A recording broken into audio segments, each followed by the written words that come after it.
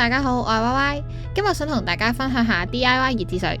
喺加拿大咧，你未必可以好容易買到現成嘅月子水嘅，選擇亦都唔多啦。咁所以如果你冇請月嫂嘅話咧，其實自己整都好簡單嘅。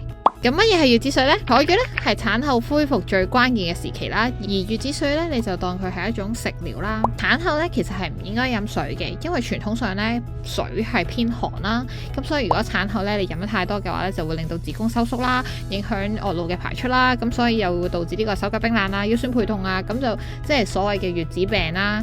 所以通常咧都會用月子水嚟取代普通嘅水嘅。我哋本身頭先諗住去藥材鋪買啦，但係藥材鋪實在太貴啦。俾人鋸啊！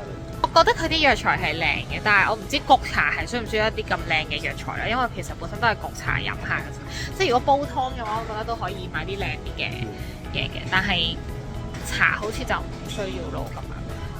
咁所以我哋都喺翻超市度買。係咪冇啊？仲未揾到嗰個桑寄生？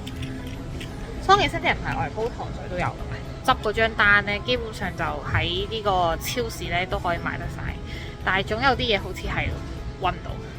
如果買唔到嘅就去藥材鋪買啦。我哋準備咗咁多嘢啦，跟住最緊要咧就有啲分裝嘅袋，同埋呢部。咁首先咧，我哋就要將啲紅棗去核啦。我哋冇買到啲去核嘅紅棗，大家記得一定要買去核嘅紅棗，因為紅棗本身咧就比較燥熱啦。咁所以如果加埋粒核咧，係會更加燥熱嘅。佢而家喺度炒緊米啊！茶是故鄉濃，炒茶。我勁辛苦咧，先剝到呢一紮嘢啦，呢一紮紅棗啦。佢得100，一包都未整完。而家邊度咁多咧？先得個100。因為佢每一個茶咧都需要用到紅棗啦。我覺得可能最辛苦係呢一 part 就係要搣紅棗啦。點解呢個要咁多嘅？點解突然間呢條有40幾 gram 咁多嘅？係咪㗎？係咪真係㗎？真係好 confused 啊！呢個又係10 gram。呢個又係10 gram，都唔係啦，嗰個磅係咪錯㗎？即係咁，有咩可能呢個係10 gram，呢個係10 gram？我再磅過，呢個一定唔係10 gram。磅都俾你用得埋。我平時好少同呢個嘢做朋友嘛，得幾日要炒啫嘛，就係黑豆同埋米咯，跟住就已經係 Alex 炒好咗嘅陳皮同米，出現咗狀況，成台啦。佢點解俾2嘅磅 gram， 即係毫升啊？咩啊？克係啊！人哋講拉出嚟，食啲大茶飯。我哋啲倒瀉晒，而家好多米喺下。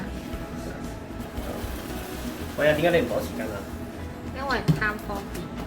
你個方便咪有汁？我有吸塵機，點解我加15 gram 嘅？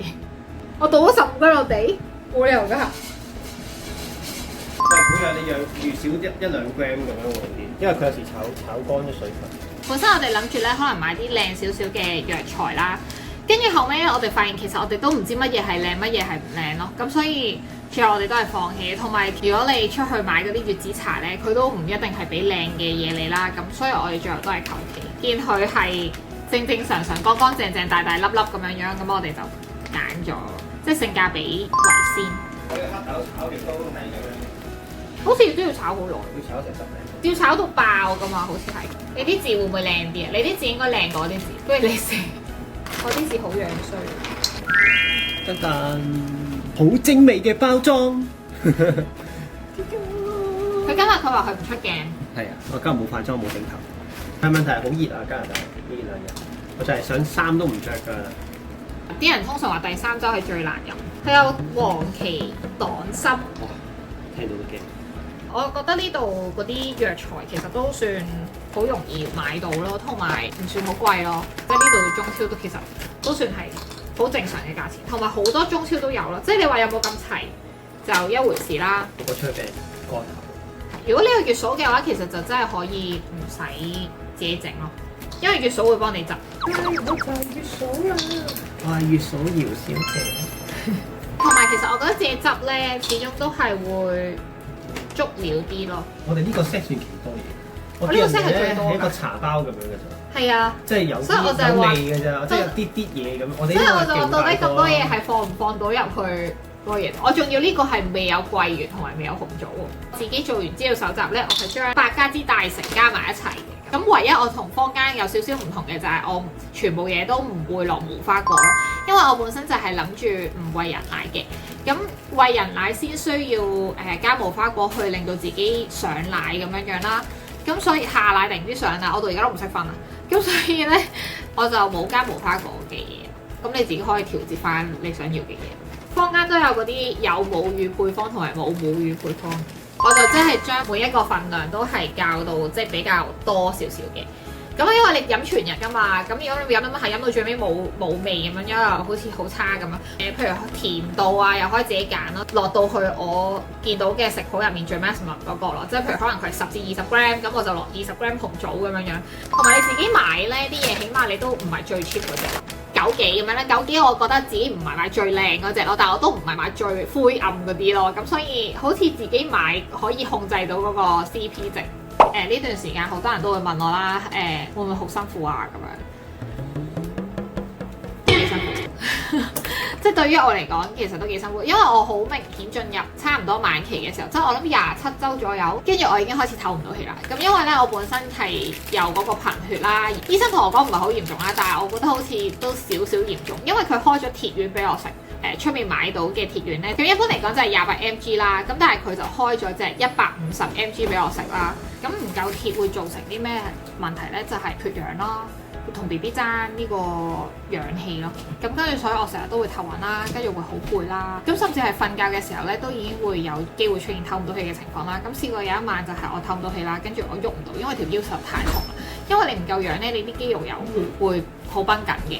嗰晚就嚇親 Alex，佢就即刻扶我起身，咁我先可以唞到氣。其實你去到孕後期咧，你每日要食嘅supplement實在太多啦。咁包括你仲有鈣要食啦。咁鈣係其實可能你一般攝取牛奶咧都唔係好夠嘅，但係我 keep 住都有飲嘅，因為我自己本身都幾中意飲牛奶，同埋加拿大嘅牛奶出名好嘅。可能佢唔係好夠奶味，但係佢本身個品質係好嘅。鈣你就要食呢個鈣片啦，咁鈣片就主要都係幫助你唔好抽筋啊咁樣，同埋包括我耳鳴咯。耳鳴咧我係唔記得咗係要食鈣定係食鐵定係點，好似係鈣。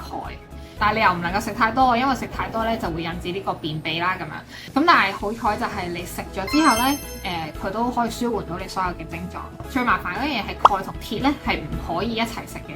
咁即係你就要記得一個早食一個晚食咁樣樣，睇自己身體情況而去食咯。話說我哋今日揾到呢個去核嘅紅棗啦，而家入面嗰啲咧係我換出嚟嘅，跟住我就今日就換翻晒佢啦。咁啊，到時就方便啲咯。但係本身嗰隻紅棗咧就係會甜啲同埋大粒啲咯。不過唔緊要啦，呢個可以愛嚟煲湯，呢啲就沖茶飲方便。搞掂。飲用後嘅感覺咧，我覺得係非常之好嘅。我每一個星期咧都 feel 到自己嘅身體咧係逐步咁樣回復緊啦。咁所以我覺得食療係非常之有用嘅，建議大家都可以試下。食譜就放喺後邊啦。如果大家有啲咩唔明嘅話咧，就歡迎 DM 我啦。咁今日嘅分享就係咁多啦，我哋下次再見，拜拜。